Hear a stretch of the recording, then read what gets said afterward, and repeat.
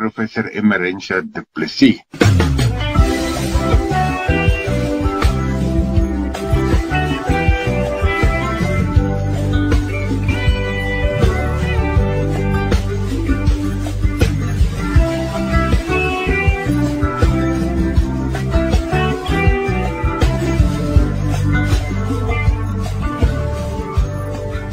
Professor Emerentia Du Plessis van die Skool van Verpleegkunde aan die Noordwes Universiteit lig op deernisvolle teenwoordigheid. Goeiemôre Willem en goeiemôre aan elke liewe luisteraar. Ek hoop dit gaan goed met julle. Vanoggend deel ek graag weer 'n storie oor teenwoordigheid en hierdie keer is dit 'n storie wat 'n vriendin vir my vertel het van haar onlangse vroegoggendavontuur. Sy het vertel, dis vroegoggend, die son is skaars bo die horison en in 'n stil voorstad klim 'n vrou, 'n ma, 'n vriendin in haar motor op pad werk toe. Maar net om die draai wag daar 'n verrassing wat haar dag en dalk 'n lewe gaan verander. Sy ry stadig uit haar oprit uit, wanneer iets haar oog vang. Onder die ligte skadu's van die oggend kom daar 'n klein, ouerige Jack Russell aangewaggel, alleen en verlore. En vir 'n oomblik huiwer sy's eintlik haastig, maar dan hoor sy daardie bekende stem in haar binneste. Dieselfde stem wat haar dogter ook altyd volg, wanneer sy by 'n verdwaalde hondjie stilhou.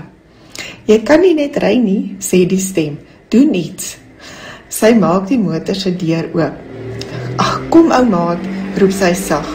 En sonder huiwering spring die hondjie in. Benoud maar tevrede, krul die klein lyfie op by haar voete. Sy bied 'n stukkie droë wors aan, maar die hondjie stel nie belang nie.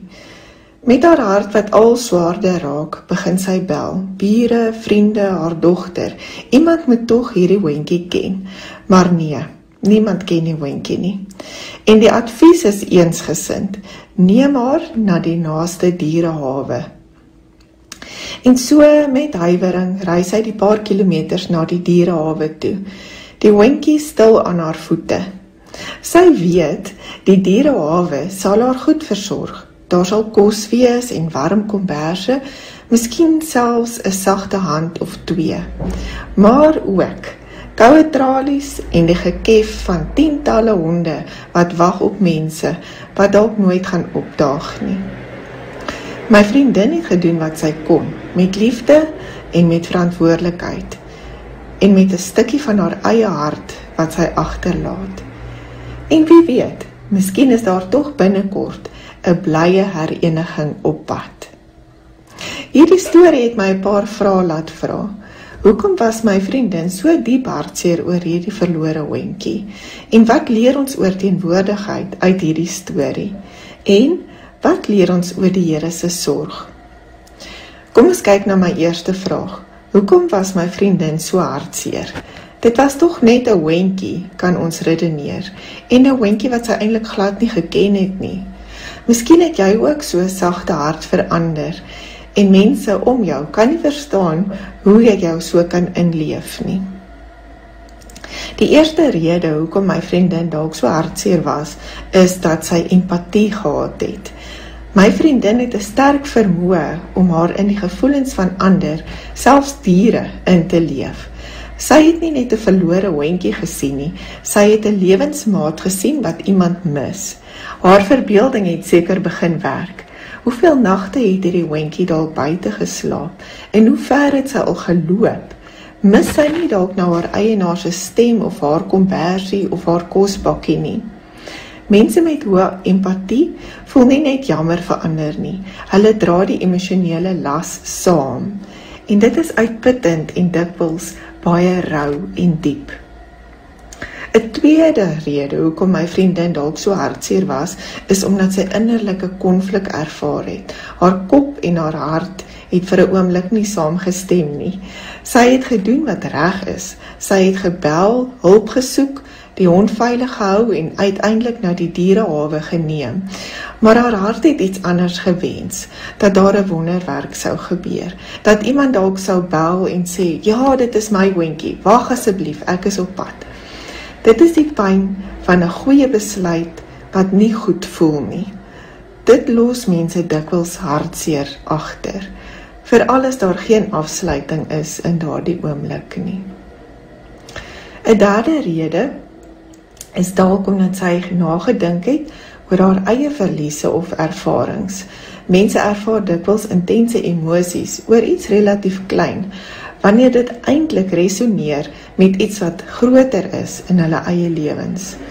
My vriendin se reaksie kan moontlik iets te doen hê met 'n troeteldier wat sy self moes laat gaan of verloor het, of 'n gevoel van verlatenheid wat sy self al ervaar het, net soos daardie hondjie dalk ervaar het, of 'n skuldgevoel oor iets uit die verlede waar sy nie kon help nie. Soms maak 'n situasie soos hierdie ou seer weer wakker, sonder dat 'n mens dit eers besef. En dan nog 'n rede is 'n verbintenis met haar dogter en hulle twee se waardes. Haar dogter stop altyd vir verlore hondjies. Hierdie daad van haar om self te stop het dus ook emosioneel teruggekoppel na haar rol as ma en haar begeerte om die wêreld 'n beter plek te maak, net sy by haar kind geleer het. Dis moontlik dat sy gevoel het, sy het haar dogter se hart in haar hande gehou daardie oggend en dat sy graag wou doen wat haar dogter se wens wou wees. En dit het amper gevoel asof sy daardie wens nie kon vervul nie, al het sy gedoen wat sy kon. 'n laaste rede hoekom sy so hartseer was, is dat daar 'n stil afskeid was van die hondjie.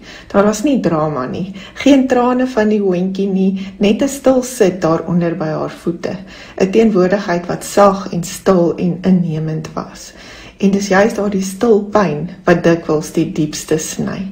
Nie omdat dit hard skree nie, maar omdat dit aanhou fluister en sy aanhou wonder wat van die hondjie geword het. Soms gaan hartseer nie net oor wat gebeur het nie, maar oor wat nie gebeur het nie.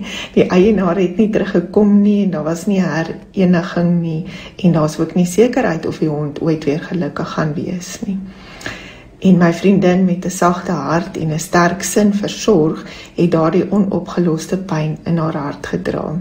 Luister binnekort verder na Professor Emerentia Du Plessis.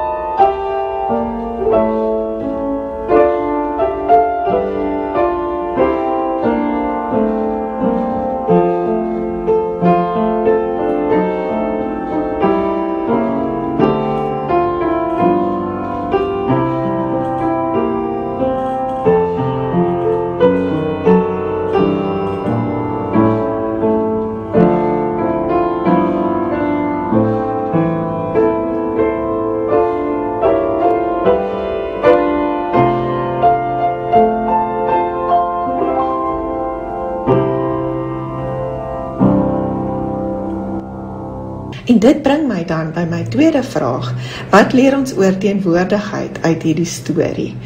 En miskien moet ons 'n stem gee aan daardie klein Jack Russell hondjie en ons verbeel die hondjie skryf 'n brief terug aan my vriendin. Kom ons luister na daardie brief.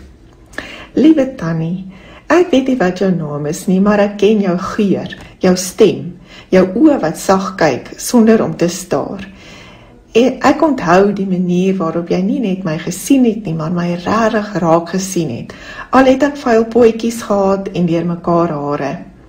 Toe jy daardie oggend jou motor se deur oopmaak, het ek nie 'n sitplek gekry nie, nie net 'n sitplek gekry nie. Ek het veiligheid gekry. Jy het nie gejaag om antwoorde te kry nie.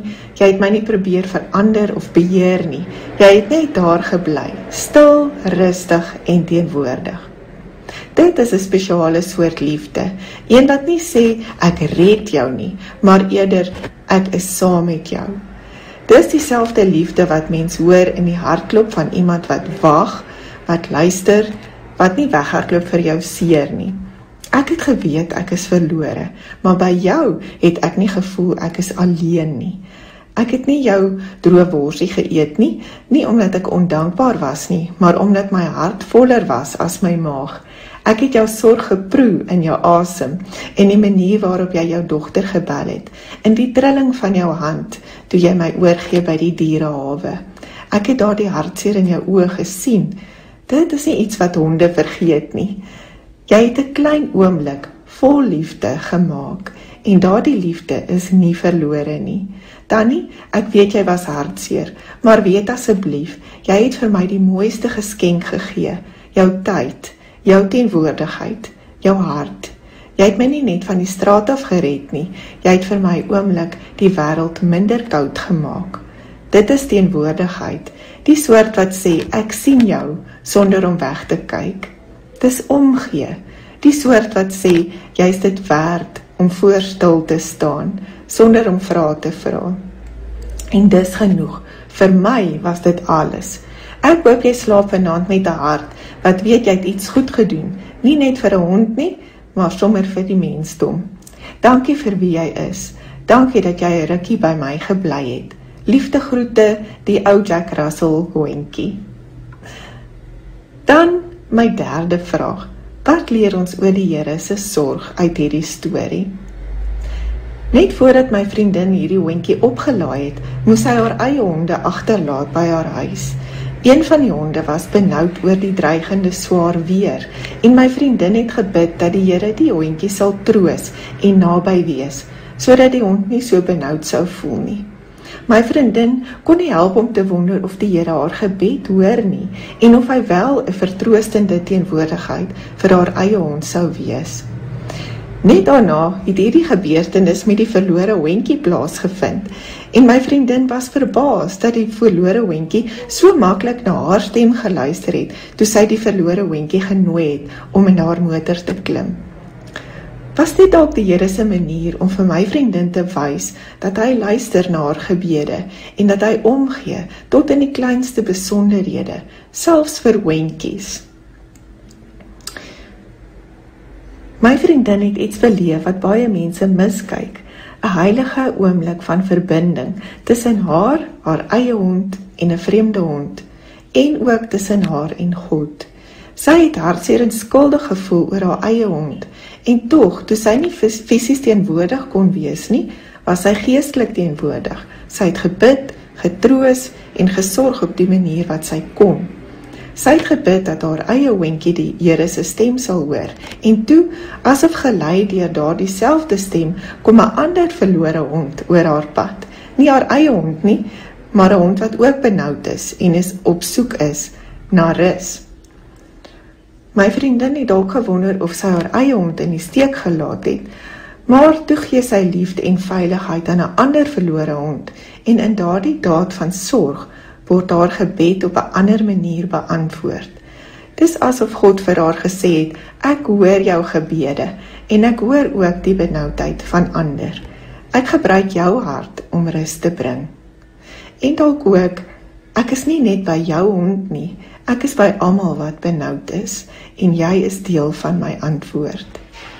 God het dalk 'n hondjie gestuur om vir my vriendin te wys. Ek werk selfs deur verlore hondjies en ek werk deur jou. Mag jy in die komende week ervaar dat die Here naby, teenwoordig by jou is. En kom ons vier die stil, skynbaar alledaagse oomblikke van die lewe, wat die Here gebruik om ons te leer van sy omgee en hoe ons vir mekaar en selfs vir ons diere teenwoordig kan wees.